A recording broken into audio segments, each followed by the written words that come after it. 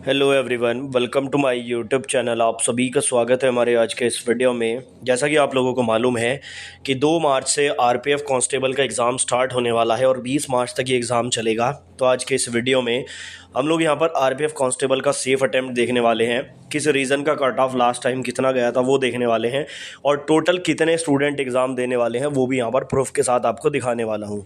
ये छोटा सा वीडियो आरपीएफ कांस्टेबल वाले स्टूडेंट के लिए बहुत इंपॉर्टेंट रहेगा, इसलिए आप वीडियो को एंड तक ज़रूर देखें और चैनल पर अगर नए हो तो चैनल को सब्सक्राइब करना ना भूलें। देखिए, आज हम बात करने वाले हैं आरपीएफ कांस्टेबल की तैयारी करने के लिए एक बेस्ट बुक के बारे में, जो चक्षु प्रकाशन की तरफ से आती है। सिंगल बुक में आपका पूरा सिलेबस कवर किया गया है, जैसे सामान्य ज्ञान, रीजनिंग या मैथमेटिक्स। 2500 से ज़्यादा एमसीक्यू क्वेश्चन आपको विद सॉल्यूशन यहाँ पर मिलते हैं, 5 solve paper with detailed explanation और 20 प्रैक्टिस सेट आपको इस सिंगल बुक में मिलने वाले हैं। जैसा कि आपको मालूम है, आरपीएफ का एग्जाम बहुत जल्दी होने वाला है, तो इस वाली बुक से आप लोग बहुत बेहतर प्रैक्टिस कर सकते हैं। इस तरह से आपको यहाँ पर पूरा कंटेंट विद सॉल्यूशन देखने को मिल जाता है। आप लोग चाहें तो यहाँ पर चक्षु प्रकाशन की कुछ और बुक्स का भी इस्तेमाल कर सकते हैं, जो कांस्टेबल के लिए बनाई गई हैं, जैसे स्टडी गाइड है या फिर रीजनिंग की सेपरेट बुक है, मैथमेटिक्स की बुक है और साथ ही सामान्य अध्ययन की बुक है, जिसमें 6000 से ज़्यादा क्वेश्चन सभी बुक में आपको देखने को मिल जाते हैं। इन सभी बुक्स को परचेज करने का लिंक डिस्क्रिप्शन में है, वहां से आप इनको परचेज कर सकते हैं।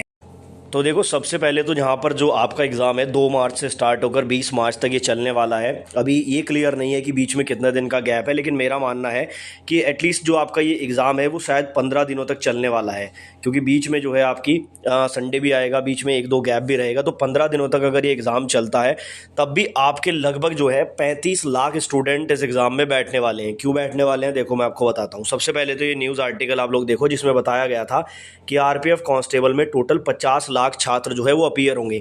मतलब कि जो टोटल फॉर्म है वो 50 लाख भरे गए हैं। क्या ये बात सही है? तो उससे पहले आप लोग यहाँ पर आरपीएफ एसआई का डाटा देख लो। आरपीएफ एसआई में आप देखो 15,38,000 फॉर्म भरे गए, जबकि कितनी वैकेंसी आरपीएफ एसआई में? केवल 452 वैकेंसी है।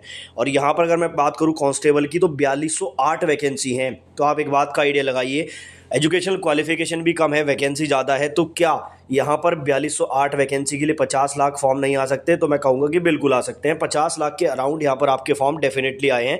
और इस बात की जो पुष्टि है वो एक और चीज़ से होती है। देखो, जैसा मैंने आपको बताया कि लगभग 15 दिन एग्ज़ाम चलेगा आपका, ठीक है। टीसीएस की एक दिन की कैपेसिटी लगभग 3,68,000 स्टूडेंट का एग्जाम लेने की है। मैं यहाँ पर 3.5 लाख मान लेता हूँ कि 3.5 लाख स्टूडेंट का एग्जाम एक दिन में लेते हैं। 15 दिन एग्जाम चलेगा, लगभग ये 52 लाख के समथिंग बैठता है। यानी कि लगभग 50 लाख के आसपास जो फॉर्म है वो आपके आरपीएफ कांस्टेबल में आए हैं, ये बात लगभग कंफर्म है। लेकिन सभी स्टूडेंट एग्जाम देने नहीं जाते हैं। 50 लाख अगर फॉर्म भरे गए हैं तो मैक्सिमम आप 70% अटेंडेंस मानकर चलो, तो 35 लाख स्टूडेंट जो है वो इस एग्जाम में बैठने वाले हैं। ये यहाँ से क्लियर हो जाता है।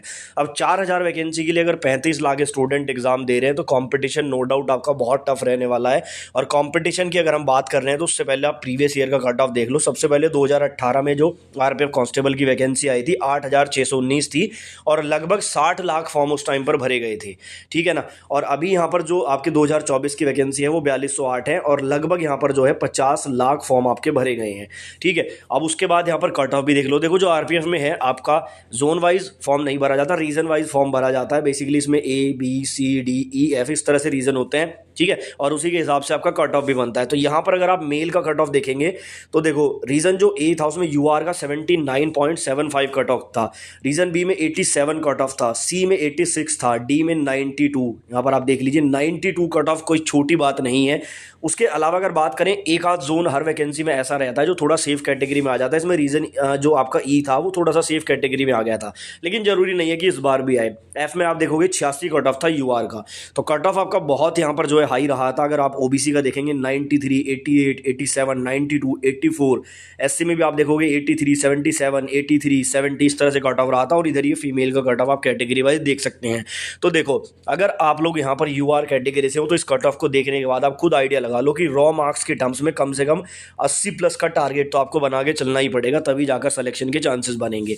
अगर आप ओबीसी में हो तो थोड़ा सा इसमें कम कर सकते हो। वैसे यहाँ पर थोड़ा सा जो है आप देख लीजिए, देखो यूआर में 79 था तो ओबीसी में 93 भी था, यानी कि ओबीसी का कट ऑफ यूआर से ऊपर चला गया था। तो कुछ भी यहाँ पर निश्चिंत नहीं है, लेकिन मान के चलो अगर ओबीसी में भी हो तो कम से कम 75 से 78 का टारगेट आपको बना के चलना पड़ेगा। और ऐसे ही एससी एसटी वाले कैंडिडेट 1-2 नंबर अपना कम कर सकते हैं। इतना टारगेट बनाओगे तभी जाकर आपका आरपीएफ कांस्टेबल में सिलेक्शन होने के चांसेस हैं। तो ये सारी चीज़ें मैंने आपको बता दी है, कितने फॉर्म पड़े हैं, कितने स्टूडेंट पेपर दे सकते हैं, कट ऑफ लास्ट टाइम क्या रहा था। आपका कोई सवाल है तो आप कमेंट बॉक्स में पूछ सकते हैं।